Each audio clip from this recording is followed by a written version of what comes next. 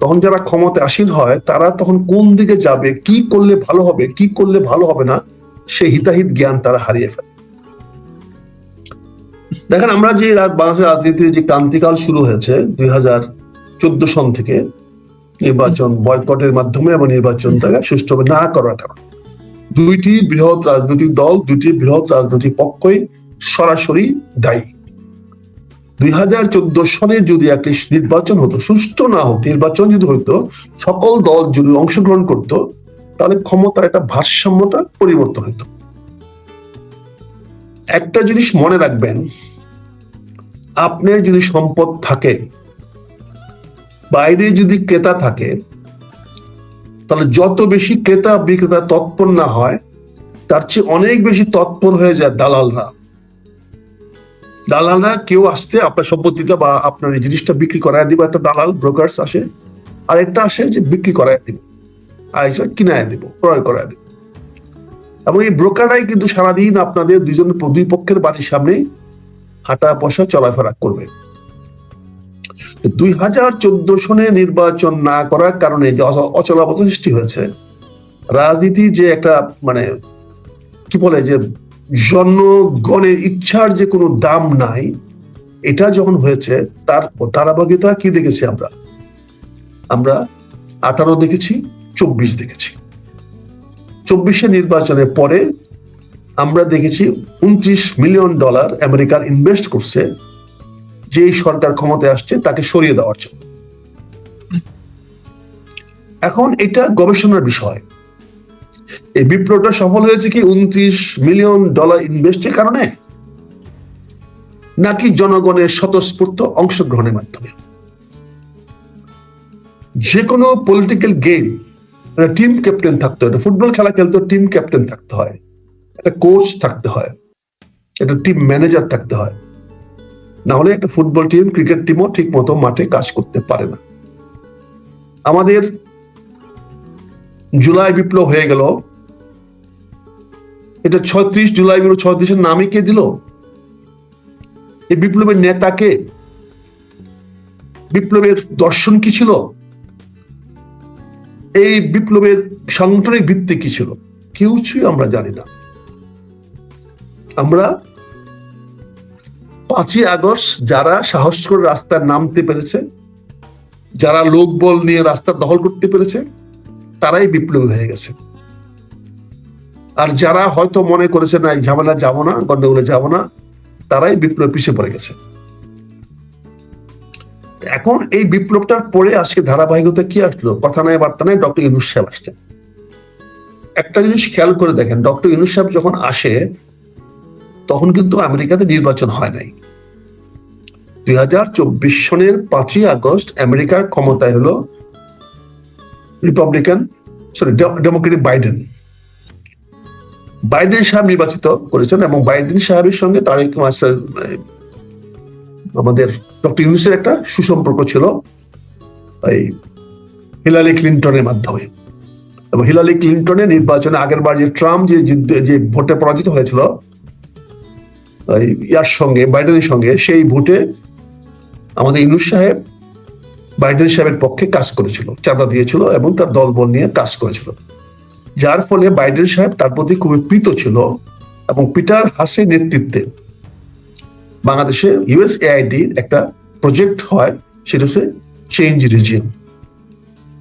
এটা আমেরিকানরা স্বীকার করেছে, ট্রাম্প সাহেব ক্ষমতায় এসে স্বীকার করেছে যে আমরা বাংলাদেশের বিপ্লবের জন্য $29 মিলিয়ন ইনভেস্ট করেছি in the project name, in the game name, change regime. তার মানে আমরা A to Z যারা বিপ্লবের কাজ করেছি তারা তাহলে আমরা ভাড়াটিয়া হয়ে গেলাম। বলতে খুব দুঃখ লাগে, কষ্টকর, কিন্তু আমরা কিন্তু ভাড়াটিয়া হয়ে গেলাম, কারণ এটা বাইডেনের টাকায় বিপ্লবটা হয়েছে। বাইডেন এখানে আমাদেরকে হায়ার করেছে, বিভিন্ন লোককে হায়ার করেছে, এনজিও হায়ার করেছে, বিভিন্ন দলকে হায়ার করেছে, বিভিন্ন দলের লোকদেরকে হায়ার করেছে, যাকে যেখানে পেরেছে হায়ার করেছে, আমলাদের করেছে, সেনাবাহিনী থেকে করেছে, অবসরপ্রাপ্তদের করেছে, বিভিন্ন জায়গা থেকে এই যে পিটার হার্সের নেতৃত্বে তারা এরকম একটা মানে পেইড বিপ্লব করানো হয়েছে, আমি সরি টু সে পেইড বিপ্লব, কারণ এটা প্রমাণ হয়ে গেছে যে যারা এই বিপ্লবের সঙ্গে ছিল তারাই কোনো না কোনো ভাবে টাকা পেয়েছে। এবং আমি দেখছি প্রতিবাদও করেছে। তৃতীয় মাত্র জিল্লুর রহমান সাহেব প্রতিবাদ করেছেন যেন আমি কিন্তু এটা টাকা নেই। কিন্তু উনি ভুলে গেছেন যে উনি যে এনজিওটা চালান, উনি যে একটা সেন্টার ফর পলিসি ডায়ালগ চালান, কি জানি চালান, এটা ফাইন্যান্সে কিন্তু আমেরিকান নেই, ঘোড়ায় গাড়া কিন্তু একই। কিন্তু উনি বলছেন আমি এই ফান্ড থেকে নিই, অন্য ফান্ড থেকে নিয়েছেন। এটা প্রমাণিত হয়েছে। কাজেই আজকের এই পার্লামেন্ট, আজকের এই বাংলাদেশ, এটা তো লিজ দিয়ে আসছেন আমাদের যারা আমরা বিপ্লব করেছি তারা আমেরিকার কাছে। এবং যার ফলে দেখেন ওই বিপ্লবীদের সঙ্গে কোন বিদেশি রাষ্ট্র কেউ যোগাযোগ করে নাই, চীন করে নাই, ভারত করে নাই, কেউ কিন্তু এই বিপ্লবী সরকারের সঙ্গে সম্পর্ক রাখতে চেষ্টা করে নাই, একমাত্র তুরস্ক ছাড়া। তুরস্ক পাকিস্তান আসছে, কিন্তু এখানেও তুরস্ক পাকিস্তান ক্ল্যাশ হয়ে গেছে। কারণ তুরস্ক চেয়েছে এখানে অস্ত্র ভান্ডার করবে, কারখানা তৈরি করবে, আর ভারত পাকিস্তান চেয়েছে তাদের অস্ত্র এখানে বিক্রি করবে। এখানে দেখা গেল আমাদের সঙ্গে কেউ থাকলো না। বিপ্লবীর সঙ্গে আবুধাবি আসে নাই, কাতার আসে নাই, বিপ্লবীর সঙ্গে আমাদের সৌদি আরব আসে নাই, কেউ তাদের সঙ্গে ছিল। তো ফলে কি হয়েছে, এটা আমেরিকান একটা অ্যাসাইন্ড এবং ভাড়াটিয়া লোকদের দ্বারা এটা করানো হয়েছে। সেটা শুনতে খুব খারাপ লাগে, কিন্তু আজকের বাস্তবতা আমরা কি দেখতে পাচ্ছি। আজকে তুমি যে দক্ষিণ প্লাজা অনুষ্ঠানটা কথা বলেছো, এটার বহিঃপ্রকাশটা কি? অর্থাৎ আমি যখন তোমাকে তোমার মহল্লার সমিতির সভাপতি বানিয়েছি, তাহলে তোমার বাড়ির সামনেই তো বড় করে ঘটা করে আমাকে স্বাগত জানাবে নাকি বুনিয়া? আমি যখন তোমার গ্রামের সমিতির সভাপতি তোমাকে বানিয়েছি, তখন তো তুমি তো তোমার বাড়ির বড় উঠানের সামনে আমাকে সম্বর্ধনা দিবে, এটা তো স্বাভাবিক। এখানে তো পরিষ্কার হয়ে গেছে জলবত্তরল যে মার্কিন যুক্তরাষ্ট্র আমাদেরকে এই বিপ্লবের মাধ্যমে আওয়ামী লীগের পতন ঘটিয়েছে, রিজিম চেঞ্জের নামে শেখ হাসিনাকে পরিবর্তন করেছে, কিন্তু শেখ হাসিনাকে ভারতের হাতে নিরাপদে ছেড়ে দিয়েছে। এখানে তাদের কোনো কিলিং মিশন ছিল না। এখানে যেটা করা হয়েছে সেটা হচ্ছে যে এখানে দুই ধরনের অস্ত্র ব্যবহার করে, তৃতীয় পক্ষের কোনো খাতে কোনো অস্ত্র ব্যবহার করে কিছু লোক, অনেক লোক মারা গেছে। কারণ একটা জিনিস পরিষ্কার করতে হবে, পরিষ্কার করে বুঝতে হবে, পরিষ্কার দায়ী করলে হবে না। পুলিশের মারা ছড়রা ভোটে কোনোদিন কোনো মানুষ মারা যাবে না। যদি মারা যাইতো তাহলে সাদেক হোসেন খোকা তাৎক্ষণিক ভাবে মারা যেত। সাদেক হোসেন খোকার বুকে যতগুলা ওই তার যে স্পট ছিল, তার তো বাঁচার কথা না। ক্লোজ ডিসিশন থেকে সাদেক হোসেন খোকাকে ছড়া দিয়া মারা হয়েছিল।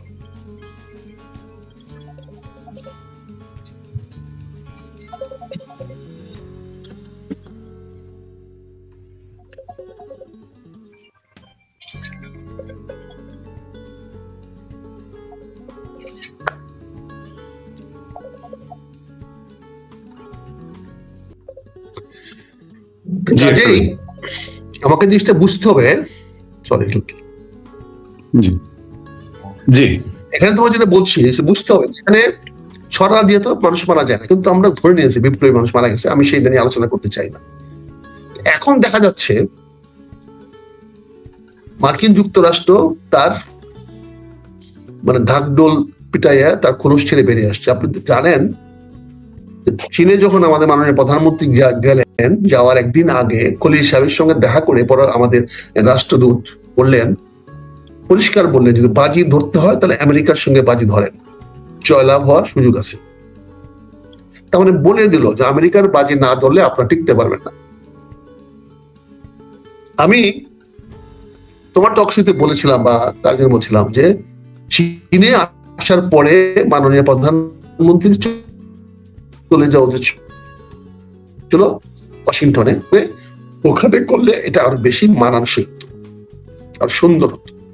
যাই হোক, চীনের সফরের কাউন্টার হিসাবে এই সরকার যে চীনের দিকে হেলে যায় নাই, চীনের দিকে চলে যায় নাই,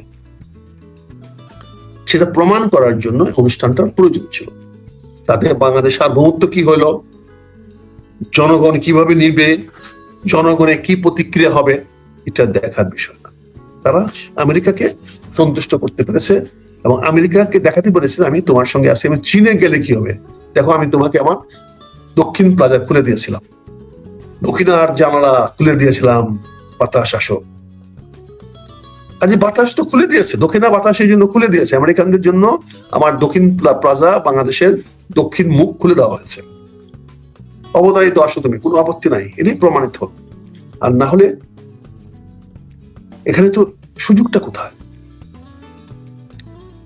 আজকে এটা একটা ভালো ইন্ডিকেশন। এখানে এই অনুষ্ঠানের মাধ্যমে প্রমাণিত হলো যে একটা চ্যাপ্টার ক্লোজ হয়ে গেল। সেই চ্যাপ্টারটা হলো বিপ্লব। এখন থেকে দেখবেন, কাকতালীয়ভাবে দেখবেন, এখন থেকে বিপ্লবের কথা কম বলা হবে। এবং তুমি যে এনসিপি কথা বলা হয়েছ, এখন আস্তে আস্তে এনসিপি কে নিবু বাতিটা আস্তে আস্তে নিবানোর চেষ্টা করা হবে। এখন এনসিপি আলাদা আলাদা অনুষ্ঠান করবে, সেই অনুষ্ঠানে কোন রাজনৈতিক দল অন্য রাজনৈতিক দল তাকে সমর্থন করবে না, বিএনপিও সমর্থন করবে না, অন্য রাজনৈতিক দল সমর্থন করবে কিনা আমি জানি না। তবে এনসিপির সঙ্গে হয়তো প্রকাশ্যভাবে এখন আর কেউ কোন বড় রাজনৈতিক দল যাবে না। তার মানে এনসিপি কে এখন তার নিজের স্ট্রেংথ দেখাতে হবে, নিজের শক্তি দেখাতে হবে। রাজনীতিতে মিছিল যত ছোট হয়, ক্ষমতা তত ক্ষীণ হয়। মিছিল যত বড় হয়, রাজনীতিতে ক্ষমতা তত বৃদ্ধি পায়। এনসিপির সামনে এখন ঝুঁকি রয়ে গেছে। এই যে পদযাত্রা শুরু করেছে, অত্যন্ত ঝুঁকি নিয়ে শুরু করেছে। এই পদযাত্রায় যদি মানুষ বাড়াতে না পারে, যুবক বাড়াতে না পারে, সংখ্যা বাড়াতে না পারে, তাহলে আস্তে আস্তে আস্তে আস্তে এটা সীমিত হয়ে যাবে। তবে আমি মনে করি ইয়াং জেনারেশন অনেক বেশি তেজদীপ্ত। তাদের মধ্যে যদি আবার নতুন চেতনা সৃষ্টি করা যায়, তাদের মধ্যে যদি স্পষ্ট উদয় করানো যায় যে দক্ষিণ প্লাজায় আমেরিকান পতাকা কেন,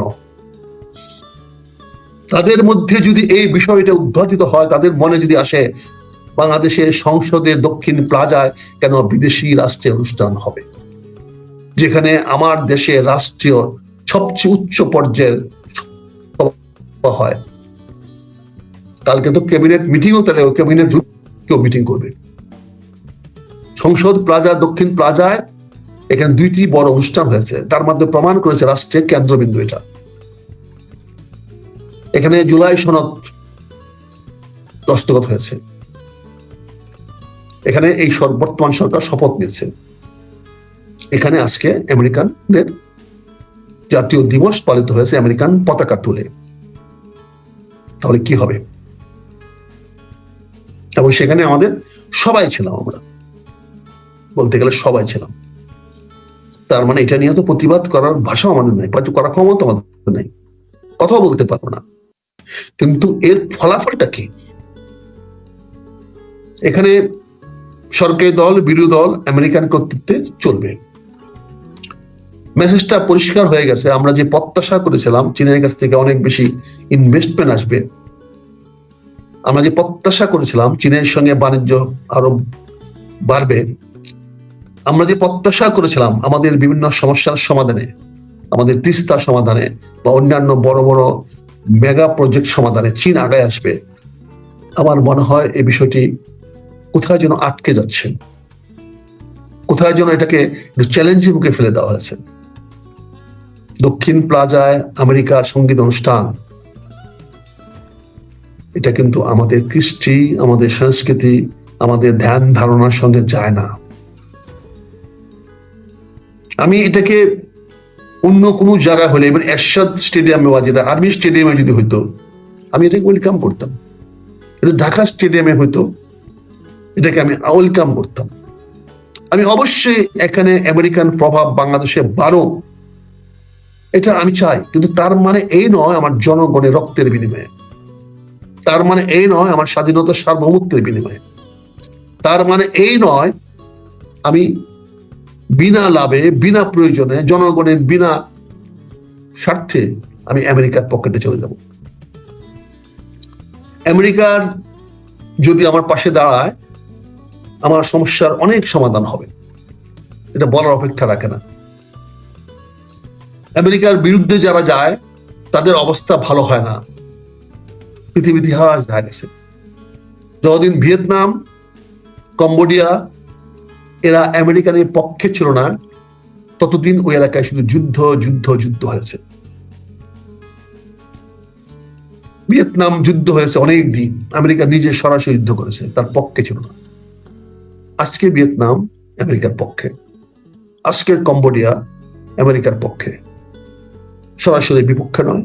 তারা চীনের সঙ্গে কম্পিটিশন করে ব্যবসা বাণিজ্য করছে, আমেরিকা তাদের সাহায্য করতেছে। ফিলিপাইন আমেরিকার পক্ষে, আজকের মালয়েশিয়া আমেরিকার পক্ষে, থাইল্যান্ড আমেরিকার পক্ষে। তাদের ওখানে কোন সমস্যা নেই, তারা যুদ্ধে আগ্রাচ্ছে না। সৌদি আরব আমেরিকার পক্ষে, কাতার আমেরিকার পক্ষে। তাদের ওখানে ইরাক গুলি করে কিছু করতে পারে নাই। ইরাক ছিল আমেরিকার বিপক্ষে, ধ্বংস করে দিয়েছে। লিবিয়া ছিল আমেরিকার বিপক্ষে, অস্তিত্ব বিলোপ হয়ে গেছে। ইরান ছিল আমেরিকার বিরুদ্ধে, আজকে ইরানের অবস্থা কি হয়েছে। এবং আগামীতে যদি ইরান আমেরিকার সঙ্গে সুসম্পর্ক গড়ে উঠবে, এটাই দেখতে পাবেন আগামীতে। সৌদি আরবের মতো ইরানও আমেরিকার সঙ্গে সুসম্পর্ক রেখে চলবে, যেমন আফগানিস্তানে দেখতেছেন কি হচ্ছে। আজকে আফগানিস্তানকে গুলি করে মারতেছে পাকিস্তান। যে আফগানিস্তানের পক্ষে ছিল পাকিস্তান, আফগানিস্তানকে এতদিন ভিয়েতনাম যুদ্ধের পরে বড় যুদ্ধ আমেরিকানরা আফগানিস্তানে করেছে, সে আফগানিস্তান তার সরে গেছে। এখন আফগানিস্তানকে তাদের ভালো সম্পর্ক, পাকিস্তানের সঙ্গে এখন কন্ড লাগিয়ে দিয়েছে। কাজেই বাংলাদেশ যদি আমেরিকার সঙ্গে না থাকে, সম্পর্ক ভালো না থাকে, তাহলে আমাদের বিপদ হওয়ার সম্ভাবনা আছে। আমরা ইতিমধ্যেই এত উগ্র হয়ে গেছি, এই যে গালাগালি কথা বললাম, আমাদের গ্রাম্য পলিটিক্স বাংলাদেশের রাজনীতি চলে আসছে।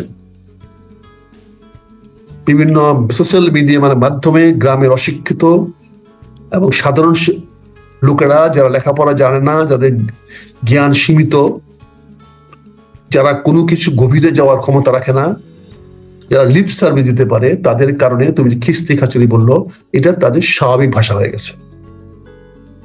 কারণ ঢাকা ইউনিভার্সিটিতে আমরা দেখেছি রাতের ওখানে কি মিছিল হয়েছিল, কি অকথ্য ভাষায় মিছিল করেছিল ছেলেমেয়েরা। এটা আমার বিশ্ববিদ্যালয়ের ছাত্র, এরাই তো আজকে পড়াশোনা যাবে। চিন্তা করেন আগামী দিনে আমাদের পড়াশোনার অবস্থা কি হবে। কোন নিয়ম কারণ এরা মানবে? এই ইউনিভার্সিটি ছেলেরাই তো আজকে যারা পাশ করবে, তারা বর্তমানে বিসিএস পরীক্ষা দিয়ে সরকারি কর্মচারী হবে, তারা তো সব বিপ্লবী হয়ে যাবে। তারা তো কথায় কথায় বিপ্লবের পক্ষে কথা বলবে, তারা তো বিপ্লব ছাড়া কিছু বুঝবে না। বিপ্লব যখন তারা আসবে, তখন তাদের বিপ্লবকে ঠেকাবে। এই বিপ্লবী ছেলেগুলো আগামী, ইতিমধ্যে অনেক পুলিশে যোগদান করেছে, সিভিল ক্যাডারে কাছে এবার বিসিএস পাস করেছে। আগামী 3 থেকে 5 বছরের মধ্যে এরাই তো সব কি পজিশনে চলে যাবে, তারা এই বিপ্লবীরা। তাহলে এই বিপ্লবীদের বিরুদ্ধে আরেকটা বিপ্লব করতে গেলে কি অবস্থা হবে? তাহলে আমরা কোন দিকে যাচ্ছি, কিসের দিকে যাচ্ছি? যে কোনো একটি সরকারের বিরুদ্ধে যদি বিপ্লব করে সরকার পতন করানো নিয়মতান্ত্রিক হয়ে থাকে, বিপ্লব যদি স্বাভাবিক হয়ে থাকে, তাহলে প্রতি বছর বিপ্লব হতে অসুবিধা কোথায়? তাহলে বলে প্রতি মাসে বিপ্লব হবে। বিপ্লব যদি কাম্য হয়, বিপ্লবই যদি আমাদের সবচেয়ে বড় পরিবর্তনের উপায় হয়, তাহলে বিপ্লব 10, 20, 15 বছর পরে হবে, বিপ্লব প্রতি বছর হবে। আর বিপ্লব যদি ইতিবাচক হয়ে থাকে, বিপ্লব যদি কল্যাণ বয়ে আনে, বিপ্লব যদি রাজনীতি নির্বাচনের বিকল্প হয়ে থাকে, তাহলে রাজনীতি কেন করব, নির্বাচন কেন করব? আমি বিপ্লবী দল বানাবো, আমি প্রতিদিন বিপ্লবী করব। এবং অনেক রাজনৈতিক দল এই চিন্তা নিয়ে শুরু হয়ে গেছে। আজকে আমি শুনি অনেক বড় বড় কর্নেল, ব্রিগেডিয়ার সাহেবরা বলেন, জেনারেল সাহেবরা বলেন, ভারতের পক্ষে কথা বললে ভারতে চলে যান। এরকম দুঃসাহস তারা দেখাচ্ছে। কিসে কারণ দেখাচ্ছে? এটা কি তোমার বাপের দেশ? তুমি যেটা বললে কেউ অন্য দেশ পছন্দ করে ওই দেশে চলে যাবে, অথচ একবার চিন্তা করছেন এই কথা বলা অধিকার তার আছে কিনা, একবার চিন্তা করছেন তার সে ক্ষমতা আছে কিনা, একবার সে চিন্তা করছে না তারা কি নিয়ে খেলতে চেষ্টা করছে। প্রতিদিনই বিপ্লব করবেন? খালি আজাদ হিন্দ ফোর্স নাম দিলেই কি হিন্দুস্তান আজাদ হয়ে যাবে? সুভাষ বসু আজাদ করতে পারছিল? নাম তো আজাদ হিন্দ ফোর্স নাম ছিল। এখন অনেকে আজাদ নাম দিয়ে, ইনকালাব নাম দিয়ে দল করতেছেন। বিপ্লব করে ফেলেন আপনারা, সাথে নয় 3 জন, বাপ দেখান যেন আপনারা কি। ভাই আমরা এখন ঘরে বসে দেখছি, কিন্তু চুপ থাকছি না, চুপ করে শুনছি না। যে যেখানে আমাদের চোখে মনে হচ্ছে ভুল করতেছেন সেটা বলার চেষ্টা করছি। অসন্তুষ্ট হতে পারেন আপনারা, কিন্তু বুঝতে হবে এই দেশটা আপনারা আনেনও নাই, দেশটা গঠনও করেন নাই। অনেক বড় বড় সরকারি কর্মচারীরা চাকরি থেকে গিয়ে এখন বড় বড় হিরো হয়ে গেছেন, আর চাকরি থাকলে তারা তখন ওখানে কিছু কথা বলতে পারেন। আজকে যারা অনেক কথা বলছে, কথা শুরু হয়ে গেছে, মানুষ কথা বলতেছে, এবং আমেরিকানদের এই অনুষ্ঠানের মাধ্যমে বাংলাদেশে মানুষের কথা বলার সুযোগ আরো বেড়ে গেল। কারণ যেহেতু আমার সরকার তার অবস্থান পরিষ্কার করে ফেলেছে, এই সরকার এই অনুষ্ঠানে যারা যারা অবস্থান, যারা যারা উপস্থিত ছিল, তাদের মাধ্যমে প্রমাণ হয়ে গেছে যে আমেরিকার পক্ষের লোক কারা বাংলাদেশে। এখন যদি আমেরিকানরা এখন বাংলাদেশে যে কোনো জিনিস করাতে পারে, তাই যদি পারে তা আমাদেরকে বাংলাদেশের মানুষের ভাগ্যটা পরিবর্তন করে দেব। এখানে ইনভেস্টমেন্ট করুক, এর অস্ত্রবাজি করে ইন্ডিয়ার সঙ্গে যুদ্ধ লাগাতে আমরা পারবো না। যারা বলে ইন্ডিয়া চলে যাও, তারা একবার ভাবে না যে আমি চলে যাবো কেন? ইন্ডিয়া যদি এসে বাংলাদেশে ইন্ডিয়া বানায় ফেলা, তুমি কি করবা? কি তোমার ক্ষমতা আছে?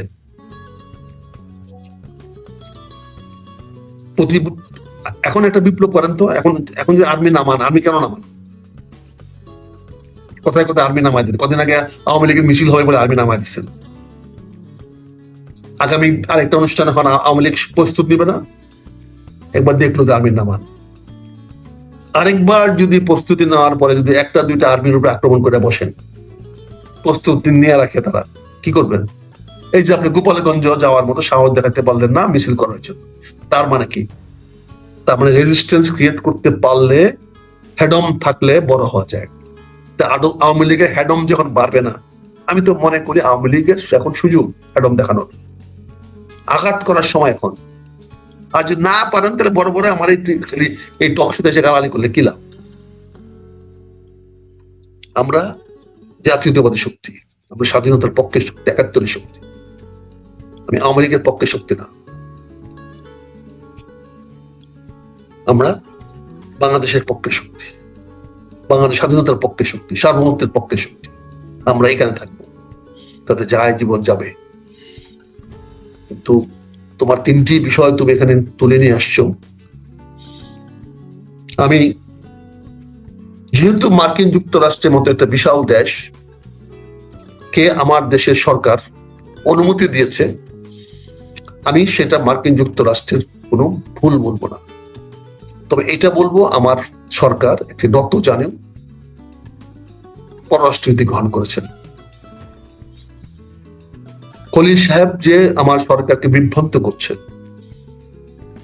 এখানে অন্তর্বর্তী সরকারের তথ্য সেক্রেটারি, ইনফরমেশন সেক্রেটারি এখানে আসছে কেন?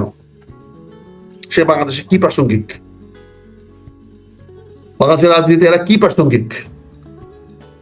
এদের কি আছে? তারা কিভাবে বাংলাদেশের রাজনীতিকে প্রভাবিত করতে পারবে?